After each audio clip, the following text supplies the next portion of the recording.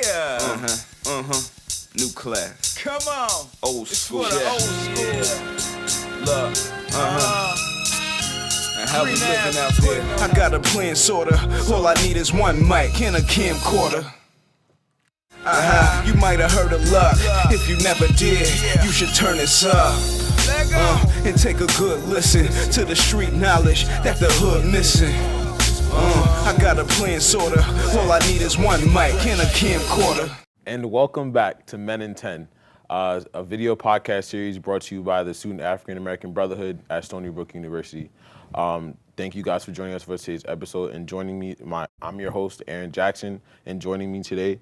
How you guys doing? My name is Narone Douglas. I'm the Active Development Chair at Stony Brook University for the SOB chapter here. I'm Yormax Castro, current president of the Student African American Brotherhood. All right, guys. Thank you guys for joining me today. So our topic today that we're going to talk about mental health in our communities today. So I posed you guys this question. Why is there a stigma attached to seeking help, mental help, in the Black community and Latino communities? You see, I feel like a lot of the stigma comes from, a lot of different aspects. I feel like, there's a big family component to it where a lot of people, especially in the Black community, didn't really grow up with the idea that, Black people, go to therapy or go to look for any kind of mental health in any kind of a way. And so, growing up with that, you kind of have this notion that, we don't really need that kind of help. And there's also, I know with the Latino community, there's this big topic of machismo. And, when you have this machismo, you have to, you're the head of the household, being the man of the household. And so if you were to, in any kind of way, search for help or look for help in a way, that kind of is seen as weakness, especially with other Latinos around you. A lot of people will look at you and be like, this guy doesn't know, that he's losing his power in that family, or he's in some kind of way showing kind of weakness. So I feel like that plays a big role in why a lot of people, don't seek out help from minority populations, and there's a stigma around that. Yeah. If you have anything to say about that. For me, I completely agree with Narone. It's a culmination of a lot of different factors, but I think two of the main factors are being seen or perceived as being crazy. So that's like a lack of education from our cultures and just our communities. And the second point is being an adult or just being a man in general, a man of color or Latino, African American, doesn't matter. Oftentimes we are perceived as strong and we can't have any vulnerabilities or have any kind of sensitive or show any emotions. So that kind of makes it difficult for us to go out and seek some help. Yeah. Sorry. Actually, it's funny you said that. I was thinking about that too. And there's this thing that people have this, especially in the Black community, they have this conceived notion that we've been through a lot, slavery, segregation, we've gone through all that, and so now we're at this point where we have to keep being strong. We can't show any kind of weakness, and so since we've been through all that kind of hardship, any kind of small issue in myself, I just got to keep it in and just keep on moving because we already have this pre-history of fighting and powerfulness, and so showing any kind of weakness and looking for help kind of just makes people think that we're defeating the purpose of what we've achieved before, and so that also could play a big role into it. So I just wanted to piggyback off what Drew said. Yeah, definitely. And I think you guys have brought up going into our next question. And the next question is, what are some of the barriers that stop us from going to go seek help? I know you guys mentioned family, communities, and peer pressure and stuff like that. So if you guys want to elaborate on that. So I feel like, in terms of, it depends on what kind of help you're looking for. So I'll talk about, looking for medical help or any kind of therapy kind of help like that. A lot of people can't get those because either they don't have the resources for it or, they distrust the medical system. Because, there's a lot of, past medical histories with, African American populations that, make them not want to trust the healthcare system because they feel that, a lot of these physicians or these therapists don't really, they're not really equipped to be culturally competent, to take care of us or to really talk to us or really get us, even for personal experiences, because, I'm applying to med school and whatnot, and so I have to shadow in the hospitals. I see a lot of patients that, they don't trust the white doctor, and they don't feel like they won't get them, but, when they see my face or they see the nurse's face and they, they look Latino or Latina, then they feel like, oh, okay, good, we got a connection here, and I can tell them what's going on. And I've definitely seen instances where a lot of major diseases or a lot of major illnesses got, overlooked because the patient just really didn't want to talk to the doctor.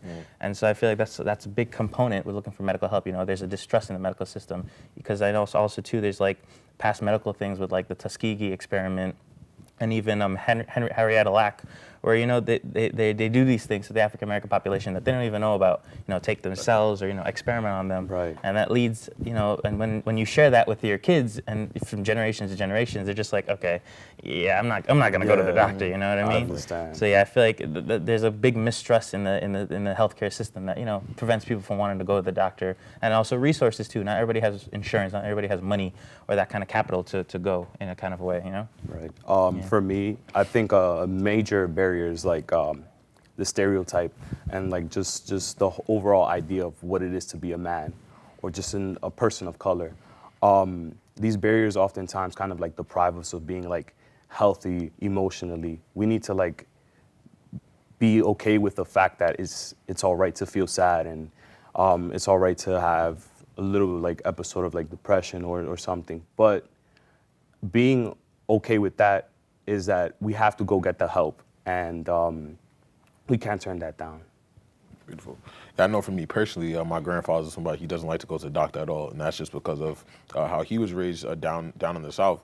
A lot of the doctors down there were predominantly white, so they didn't really trust white people to go take care of them, because they thought it was always a preconceived notation that something was going to go wrong if I went to this doctor, or something was going to happen if I went to go see this doctor. So it wasn't really until he understood really how it has to happen that you have to go get that help, because help is important at the end of the day, whether it's medical or physical.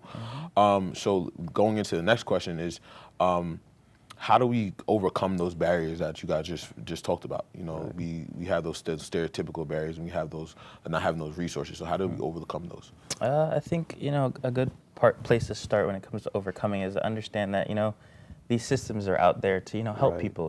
They're out there to really understand that it is statistically proven that Black people are 20-30% more likely to develop some kind of psychopathologies, and so it's out there, and so more and more people are being trained in order to be culturally competent to our population and understand how to just talk to us.